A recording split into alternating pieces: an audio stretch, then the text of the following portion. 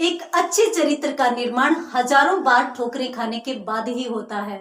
संस्कृति वस्त्रों में नहीं, चरित्र के निर्माण में होती है। जी हाँ, आज अपन बात करने जा रहे हैं एक दिव्य पुरुष, ज्ञान पुष्प के सौरभ कुंज स्वामी विवेकानंद जी के बारे में। उनका मूल नाम नरेंद्र दत्त था और उनके बारे में भगिनी निवेदिता जी ने तो यूं तक कहा कि यदि आप भारत का आकाश भर तक विस्तार देखना चाहते हैं तो स्वामी विवेकानंद जी को समझिए। एक बार की बात है, वो विदेश यात्रा पर गए हुए थे। कोई दो लोग उनसे आकर मिले और हाथ बढ़ाते हुए बोले, हेलो। स्वामी विवेकानंद जी ने उनकी तरफ देखा और देख करके हाथ जोड़कर बोले, नमस्ते। वो दोनों मुस्कुराए और मुस्कुराकर यूं सोचा कि ये साधु बाबा है, इनको इंग्लिश कहाँ आती है। तो उन्होंने फिर हिंदी में बोला कि आप कैसे हैं। तो स्वामी विवेकानंद जी ने फिर उनकी तरफ देखा और यूं कहा, I am fine, thank you. वो आश्चर्यचकित हो गए, समझ ही नहीं पाए कि इनको इंग्लिश जब आती है तो उन्होंने पहले इंग्लिश में जवाब क्यों नहीं दिया। तो स्वामी विवेकानंद जी से पूछा गया, उनका जवाब था कि जब आप मेरी मां का सम्मान कर रहे थे तब मैंने आपकी मां का सम्मान किया, और पहले जब आपने अपनी मां का सम्मान किया, अपनी भाषा का सम्मान किया, तो मैंने भी मेरी मां, मेरी भाषा का सम्मान किया। ये थे हमारे विवेकानंद जी। और विवेकानंद जी को अपन पहचानते हैं 11 सितंबर 1893 के शिकागो धर्म संसद सम्मेलन से। अमेरिका के घनी आबादी वाले शहर शिकागो में धर्म संसद का आयोजन किया गया और भारत से भी हमारे स्वामी विवेकानंद जी प्रतिनिधित्व करते हुए वहां गए। 1.5 महीने पहले वो पहुंच चुके थे और उस समय रंग भेद बहुत ज्यादा चलता था और पश्चिमी संस्कृति तो खुद के अलावा किसी को सम्मान ही नहीं देती थी। विश्व धर्म संसद सम्मेलन जब शुरू हुआ, उस दिन भी स्वामी विवेकानंद जी जब वहां पहुंचे तो खुद को बड़ा और दूसरों को छोटा मानने वाली पश्चिमी सभ्यता विवेकानंद जी को देख के और सूट बूट वाले लोग विवेकानंद जी को देखकर मन ही मन मुस्कुरा रहे थे, खिल्ली उड़ा रहे थे और यूं तक सोच रहे थे कि भारत अपने आप को प्राचीनतम सभ्यता वाला देश कहता है और आज एक लकड़ी की सिपाही को भेज दिया, और जब मौका आया तब पीछे हट गया। उनको लगा ही नहीं था कि विवेकानंद जी कुछ बोल पाएंगे। विवेकानंद जी ने किसी की तरफ ध्यान नहीं दिया। जितने भी विद्वान लोग भाषण देने के लिए आए, उनको एकाग्रचित होकर सुनते रहे, सबको ध्यान से सुना। सब लोगों ने अलग अलग प्रकार से, अलग अलग तरीकों से विचार व्यक्त किए, परंतु सबका दावा एक ही था कि मेरा धर्म बड़ा, मेरा वंश बड़ा, मेरा सिद्धांत बड़ा।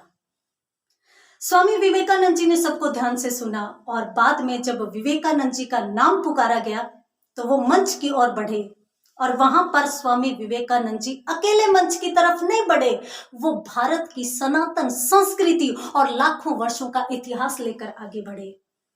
मंच पर पहुंचे और मंच पर पहुंचकर बिल्कुल शांत चारों तरफ देख रहे थे। ऐसा लग रहा था जैसे सभी का एक जायजा ले रहे हों, और कुछ टाइयों ने तो हंसी तक उड़ाना शुरू कर दिया, मजाक तक करना शुरू कर दिया कि भारत तो बोलने से पहले ही चुप हो गया। लेकिन भारत को कौन पहचान सकता है। स्वामी विवेकानंद जी ने पूरा जायजा लिया, थोड़ी देर शांत रहे और फिर सिर्फ 5 शब्द बोले, और 5 शब्द ऐसे शब्द थे कि 7,000 की भीड़ खड़ी होकर 2.5 मिनट तक तालियां बजाती रही। उनके वो 5 शब्द थे, sisters and brothers of America. इतने प्यारे शब्द पश्चिमी सभ्यता ने कभी सुने तक नहीं थे। वो समझ ही नहीं पाए कि जिस व्यक्ति से, जिस देश से हमारा न रक्त का संबंध है, न भाव का, न संस्कार का, न भाषा का, वो व्यक्ति हमारा भाई कैसे हो सकता है, हमें भाई और बहन के नामों से कैसे पुकार सकता है। परंतु यहीं पर पता चलता है कि भारत क्या है, भारत की सनातन संस्कृति क्या है, और भारत की सनातन संस्कृति का प्रतिनिधित्व करने वाले स्वामी विवेकानंद जी क्या है। मात्र 30 वर्ष उम्र थी उस समय उनकी, और इतनी गहन सोच। वहां पर उस दिन उन्होंने आगे जाकर ये कहा कि मुझे गर्व है कि मैं उस धर्म का अनुयायी हूं जिसने पूरी विश्व को स्वीकार भाव सिखाया, सहनशीलता सिखाई। और ये शब्द इतने प्रभावशाली थे कि पश्चिम देखता ही रह गया। अगले दिन अमेरिका के अखबारों में स्वामी विवेकानंद जी का नाम था। अमेरिका के अखबारों ने लिखा कि भाषण तो सभी के बहुत अच्छे थे, लेकिन एक साधु का भाषण जितना प्रभावी था उसके सामने कोई भी विद्वान टिक नहीं पाया। यहां पर आज विवेकानंद जी के विचारों को पढ़ने का मतलब है कि हमें अपने हीरो का चुनाव स्वयं करना चाहिए। हमारे विवेकानंद जी हमारे हीरो थे, हैं, रहेंगे और रहने चाहिए। क्यों? क्योंकि हमारे हीरोज के भी हीरो वो थे। सुभाष चंद्र बोस, नेताजी, जिन्होंने स्वयं कहा कि आज यदि विवेकानंद जिंदा होते तो मैं उनके चरणों में बैठा होता। स्वयं महात्मा गांधी जी ने यूं कहा था कि स्वामी विवेकानंद को पढ़ने के बाद मैं भारत और भारत की संस्कृति की 1000 गुना भक्ति करने लगा हूं। और यदि आप इस बात के लिए ये इंतजार कर रहे हैं कि कोई बाहर से आएगा, समुद्र पार से आएगा और हमें बताएगा कि विवेकानंद जी इतने महान पुरुष थे, तो ये भी सुन लीजिए। स्वयं ब्रिटिश सरकार ने कहा था कि अमेरिका के बाद यदि अपन भारत की तरफ देखें तो भारत कई गुना आगे है।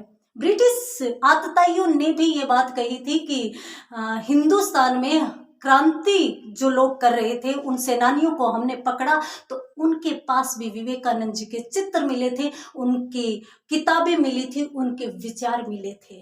किसका इंतजार कर रहे हैं हम? हमारे विवेकानंद जी सबके हीरो हैं। अंत में मैं सिर्फ इतना कहना चाहूंगी कि कथानक व्याकरण समझे तो सुरभित छंद हो जाए, हमारे देश में फिर से सुखद मकरंद हो जाए। मेरे ईश्वर, मेरे मौला, ये हृदय मांगता तुझसे, ये युवा पीढ़ी संभल करके स्वामी विवेकानंद हो जाए, स्वामी विवेकानंद हो जाए। धन्यवाद।